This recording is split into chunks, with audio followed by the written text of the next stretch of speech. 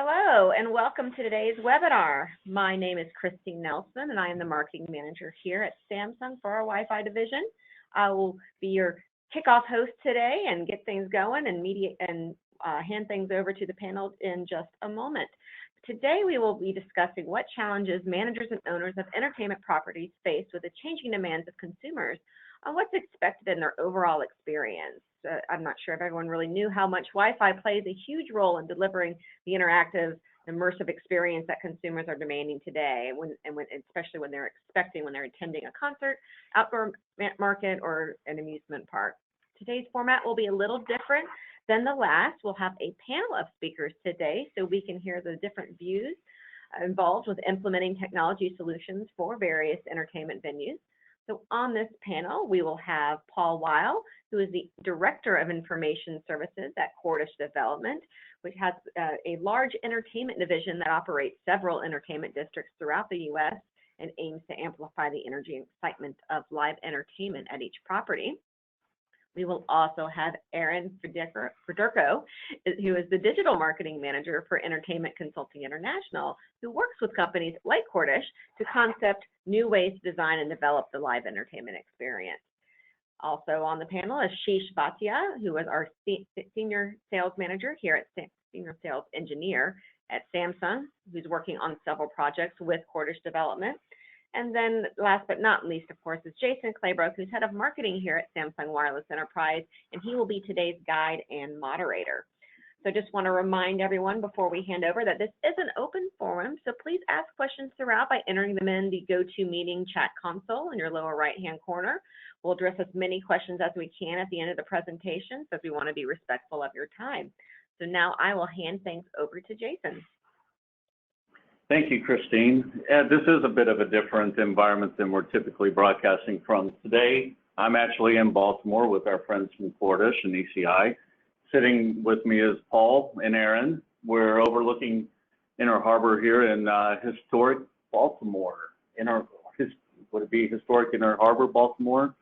Live from Cordish World Headquarters. So thank you both for being here, and Ashish on the phone. Thank you. So let's just get right into it. Guys, each live venue hosts more than 200 events and concerts every year. You're typically the #1 visited attraction in the markets that you're serving, that you have those properties. So this is for Paul and Aaron. What's making this concept that's so unique with all these mixed-use facilities? Why is it so attractive? Why do guests keep pouring in and go time after time? Ladies first, Aaron. Yes. So with over 8 live entertainment districts, I think the biggest attractiveness to our properties is that there's something really for everyone. Being in, a metropolitan area like Baltimore or being in Kansas City in the Midwest, we always bring a local flair to the community and make sure that we incorporate that. But not only that, there is something for everyone, like your craft beer drinker, your fine dining, your concert goer. We have a lot of national acts. So, there really is an event or something for everyone to do. We're in the entertainment business. We want people to have fun. So I think bringing that flair, that local flair, and then also bringing in so many different options for people is what makes us attractive and people keep coming back. Great. You have me at craft beer, Paul? Yeah, to build upon Aaron's description, without going into details, because we do try to tailor to each area that we're in. Overall, the synergy, as well as having an overall district, but it's composed of several components that operate semi-independently. Really, the sum is greater than the whole. When people go there, it's as much of an experience as it is just going to a regular bar or restaurant. So it's again, the customer experience is really what we try to build on, and I think it works fairly well, at least according to the people that visit. So I've been to a couple of them and went over to Power Plant Live a couple times here in Baltimore. It seems to kind of capture the essence of the city, the facades, the fascias, the whole experience blends in really nice. And when you look at the pictures of Norfolk and Atlanta and Philadelphia, that seems, it's not cookie cutter, is it? No, it certainly isn't. And that's we have a great crew here that really talks to local people, try to get the feel of the city, and we really try to incorporate that in.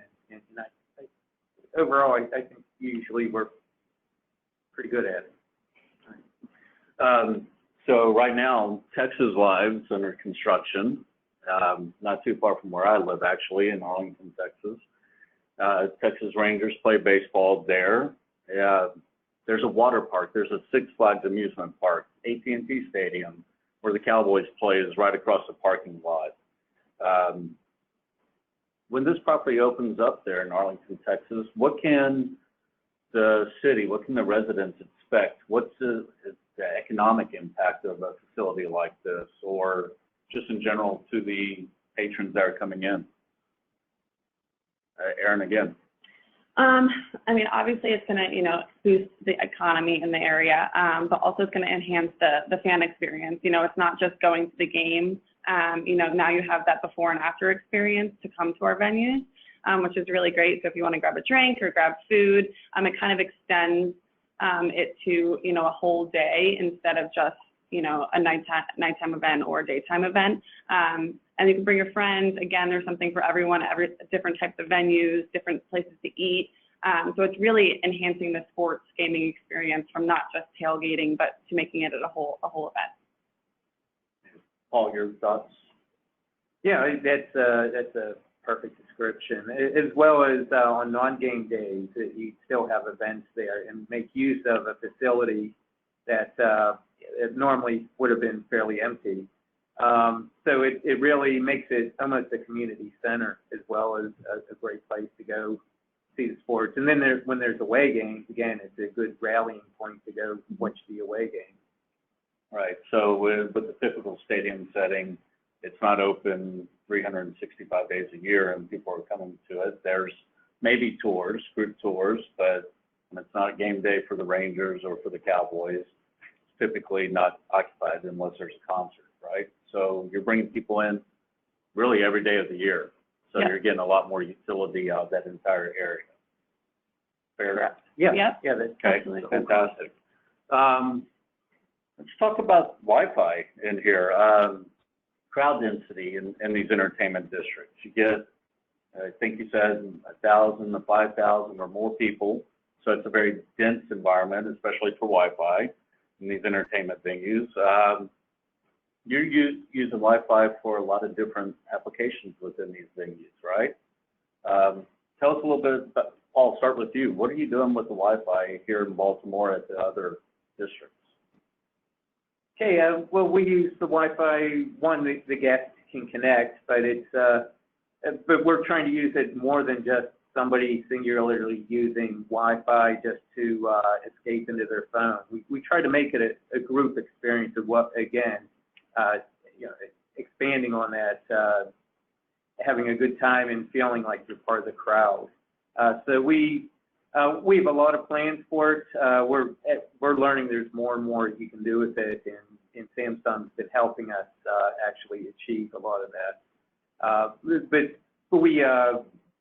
we connect with the person, the customer, we can send them emails. We try to integrate our loyalty experiences. We try to find out where we can do better by asking people how their experience was, and it's very easy for them to respond and actually give us real-time information. Yeah, Aaron, anything to add? Yeah, so we're definitely trying to improve the guest experience with the Wi-Fi and being able to send them campaigns to people that are in the building. So we've been doing a lot of enter and exit campaigns. For example, if we have a big festival or a national act and people are about to leave, we could send them a push notification to stay, which will also help increase the guest visitation and the guest spend. So we've been doing that. We've also been using it to increase guest loyalty. So depending on how many times someone visits our properties, we can reward them based on that. So it's it's just a great way to, enhance the guest experience, increase guest loyalty and visitation while doing that. And again, people love free Wi-Fi, so that helps too. Great. I got a little bit out of order there. Sheesh, tough conditions for Wi-Fi. What makes What makes a venue like Power Plant Live difficult? PowerPoint Live is an outdoor concert venue, not just a concert venue, as Paul and Erin have described. It's a very unique experience. Actually, a lot of people come in, whether it's events or whether it's regular nights or things like that. And Wi-Fi plays such an important role in the overall end user experience. The conditions, as you can see, from some of the pictures, it's not easy to just mount access points, overhead and expect coverage to be everywhere. There are, we have to be very, specific and strategic about where we could mount these APs. But honestly, Jason, from our perspective, it's an entire process, right? When we go about designing for venues like this, we follow a very iterative process which begins by listening to folks like Paul as to what their challenges are, what the property means in terms of IT infrastructure and things like that. And so we do that, and then we go back and run some predictive models, and we understand, what kind of capacity needs are, are we designing just for coverage? Where are the areas where a lot of people will be congregating? As you can see, in this particular picture, you have people listening to a concert. Obviously, they'll be pulling out their phones and uploading their experience on social media. So we look at all those things, and it's a long process of kind of going back and forth and optimizing on these requirements. So. Okay. Just a quick follow-up, Ashish. What role do antennas play in design at a place like Xfinity Live or Power Plant Live? A very, very critical role. It's not just the antenna alignment, it's just the placement of these antennas. In our case, we use outdoor APs, which are ruggedized, they're IP67 certified, so they can handle extreme weather conditions. And our APs have the capability to, use external antennas. And those antennas come in different flavors, different form factors. Depending upon where these APs are mounted, we make a selection of the antennas, whether we want to use a directional antenna to point to a particular, in a particular direction so that we are focusing the RF energy in a particular direction, or if we are mounting it on a pole somewhere in the middle, then we can use omnidirectional antennas and things like that. But at the end of the day, the design is done in such a way that an end user has good signal wherever they are at, and as I said, it's a long process of kind of making sure and optimizing on that. So. All right, great. Thank you. So, Erin, being in marketing myself, I know that I can go and get people's email address and send them invitations. When I do that, I could pay anywhere from $1 to $20 for an email address. When you take in the sign-on onto a Wi-Fi network and you're capturing that email address, that's how you're communicating directly with these people now, right? They've already shown you some level of interest in your place, so you've weeded out effectively bad email addresses. In your day-to-day job, how important is it for you to kind of sift through all that junk? It sounds like this gives you really a sift to get rid of things that people you don't want to market to. Is that fair? No, yeah, absolutely. Like you just said, there is ad data out there that you don't want. I mean, these people are already saying that they're interested in us, that they want to attend our events, that they want to know more. And so they're signing in, with their social profiles or with their email or with their text, however they want to be reached. So it's allowing us really to enrich our customer profiles and learn more about our guests for people who are in the building, how often they visit us, how many people are in the building for certain events, for crowd analytics, so when people are leaving. So we're able to serve them messages based on that. Well, you're creating a more intimate relationship with people that already like you. Yep. So moving on, Paul, what made you pick the access points and the engineering that Ashish was describing? What set it apart and said, this is what I'm going to roll with? You mean Samsung or the Yeah. individual? Okay. Samsung? Samsung in general, you have Vented antennas. So that combination right there, what is that giving you? We've looked at Wi-Fi for a while. We tried several companies, or spoke to several companies. When I first started the journey, I just thought Wi-Fi was Wi-Fi.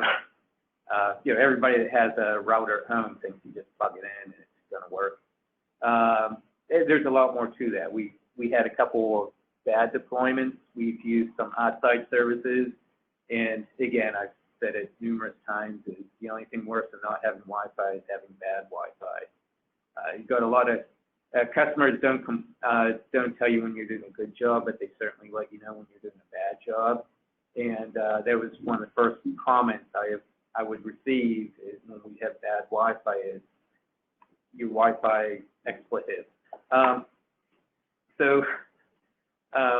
Anyway, I narrowed down the criteria and I sifted through a lot of the, marketing jargon, and in Samsung really, not only in Ventev, not only did they actually have a product that fits our districts and our properties, but the culture as well, is they were interested in our success, which really helped as well. Some of the bigger companies, it would take me 12 calls to reach an engineer, and usually they're pretty busy.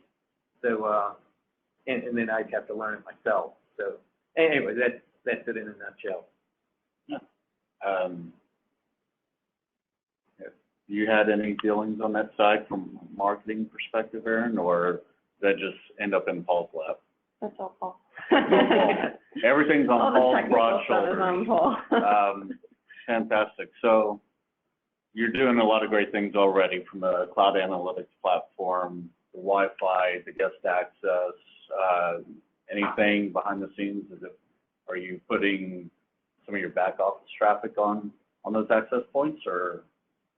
That's a good point. We actually, there's several, at any one of our places, there's several networks running at once. Of course, it's invisible to everyone. Varying levels of security, access, anything from running the lights at some places. I'll have a network for adjusting just the utilities. We have the DJs again are on another network. We have the guests, then we have employees, and then there's point of sale. Some of the table side point of sales and everything. We have those set up. So there's not only do we have those, but also during construction, we try to get the Wi-Fi operational during construction, just so it helps with the logistics of getting things done there. Because everything now runs by internet and Wi-Fi, not just the guest experience, which we're after, but it's just getting the place developed and running. Very cool. So, I've got one more big question for you guys before we open it up to people on the phone listening in. What's next?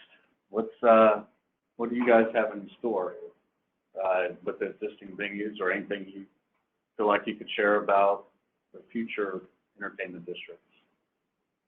Oh, Aaron can talk about the district, more than me. I find out usually last minute. We have a lot of new venues and new districts coming up the pipeline, as you mentioned, in Texas. But I think when it comes to, the Wi-Fi marketing, there's always something to learn. I think, since this is a new initiative for us, we're taking, baby steps and learning what the customer likes and what they don't like, and testing different offers. But as, Wi-Fi develops and we can do more things, we're definitely open to, learning more about the customer behavior and what they like and what they don't like, and what we can do to enhance that experience. But there's a lot of new districts opening on the pipeline, so stay tuned. Fantastic, thank you. Looks like we have a question that's come in through the chat window. Actually, several there coming in, so let me take a second to read this.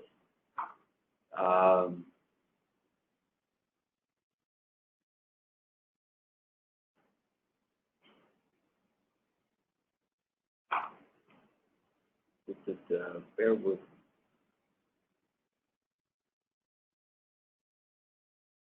So there's actually a fairly long question. I'll give you the details for Paul. I'm going to pull part out for Will. I think you kind of touched on it, that I guess in Louisville, the Wi-Fi came in after the construction started, and there was several APs that were in there. It sounds like on future projects that you'll have Wi-Fi in during the construction phase, so that you don't have multiple networks there when you turn on the lights. Yeah, that's correct. It's again, when I touched on the first time about how our districts operate, where they're semi-autonomous venues, and then they come together to make a whole, is they were handling their own internet, Wi-Fi as well, and then it just became fragmented, and it just doesn't really work that well, especially for the guest experience. So anytime we do construction now, they know that technology's here, and we plan for it, and makes life much easier. But we are starting to retrofit. We got a number of our places that are already up, and Louisville is on the map. Next year, they'll be on a unified Wi-Fi, Samsung Ventev, and the person asking will have much better experience then. Right. Next one's from Vicente. I'm not going to try to pronounce your last name, Vicente, but the question is there going to be a way to revisit this webinar? And yeah, Christine will give the details when we wrap up, but this webinar will be on demand, so thank you for that. Let's see. So Ron is asking, looks like he lost his internet connection for a moment, but what kind of content do you provide for events, and how well does it integrate with Samsung infrastructure? I guess maybe this is a display question. Are you putting in displays or feeding that through Wi-Fi? Well, actually, displays. We just had a meeting yesterday talking about displays down Texas and possibly retrofitting some of our districts. Another big thing is UGC, user-generated content, where the Wi-Fi will enable the customers to actually send up, tweet, or however. Instagram.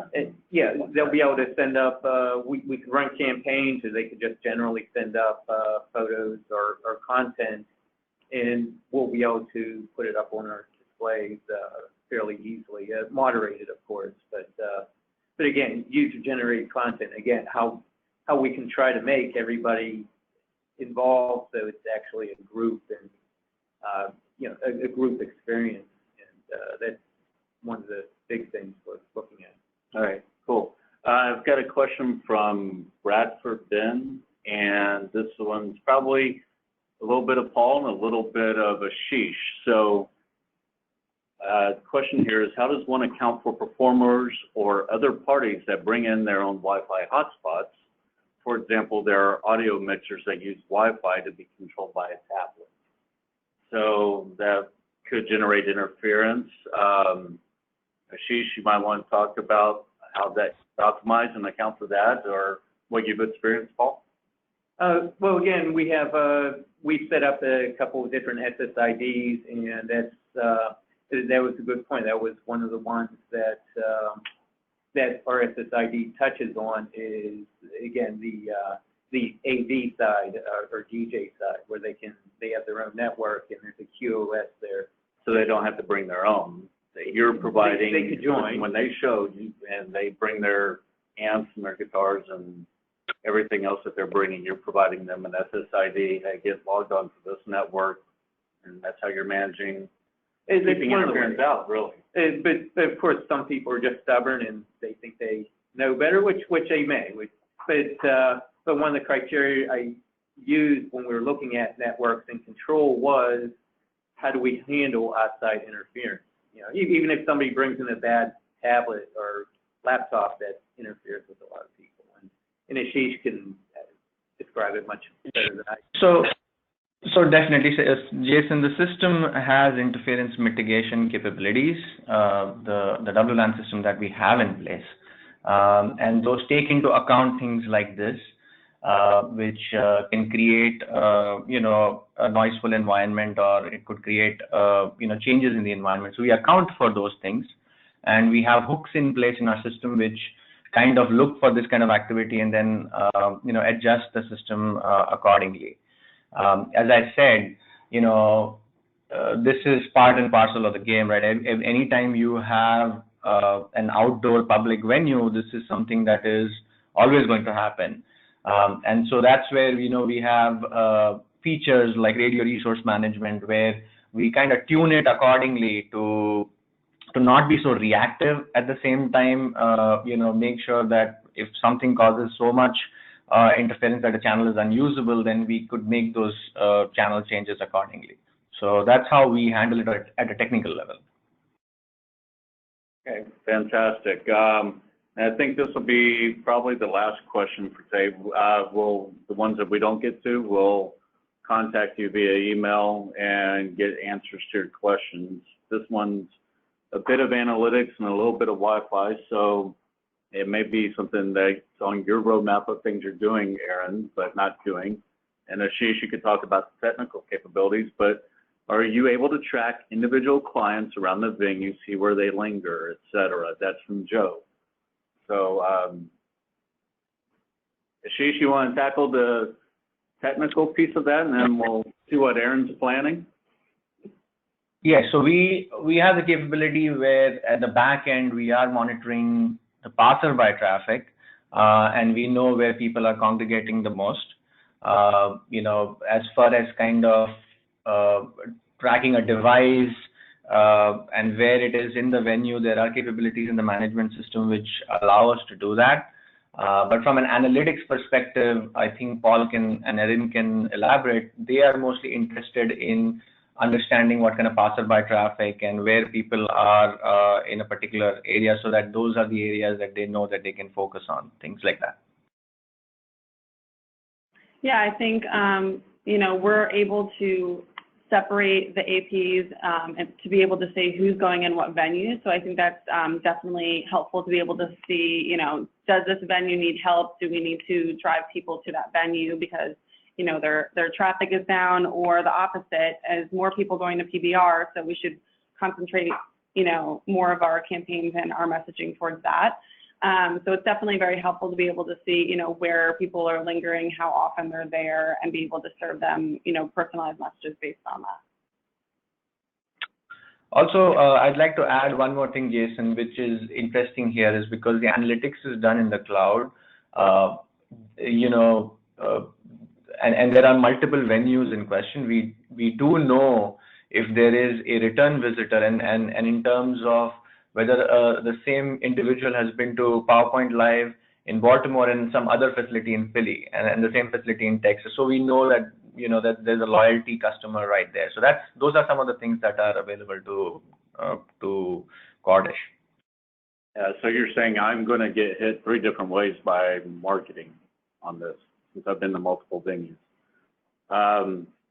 Outstanding. So yeah, we'll follow up with the rest of the questions. And at this point, unless anybody has anything in closing, Paul, Aaron, Ashish, do you have anything you'd like to just throw out there for everybody listening in? No, just listen. Aaron first. No, but Wi-Fi just is definitely, the marketing aspect has helped us, really enhance that guest experience. So, I think, it's benefited us in many ways, and it will continue to. Yes.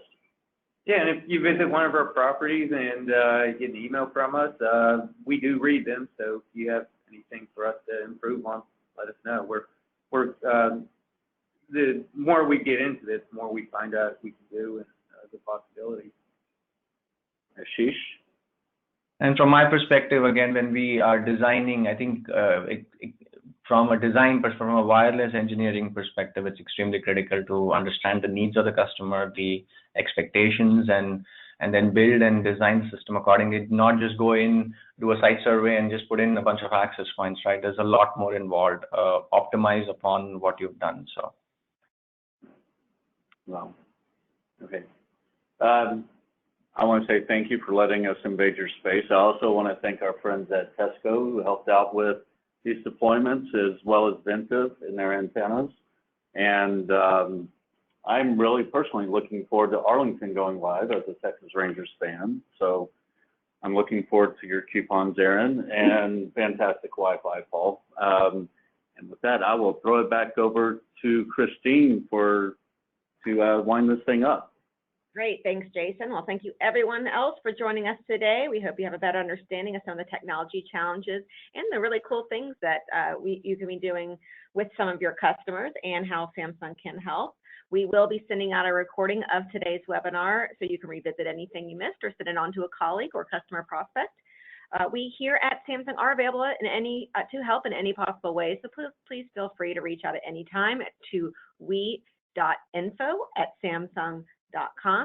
I also welcome you to visit our website, samsung-networks.us, to download more information. We also have some great articles. We post 4 or 5 articles every week on such subjects as the entertainment, healthcare, of course K through 12. So please visit our website. And thank you everyone, and hope you have a wonderful rest of the week.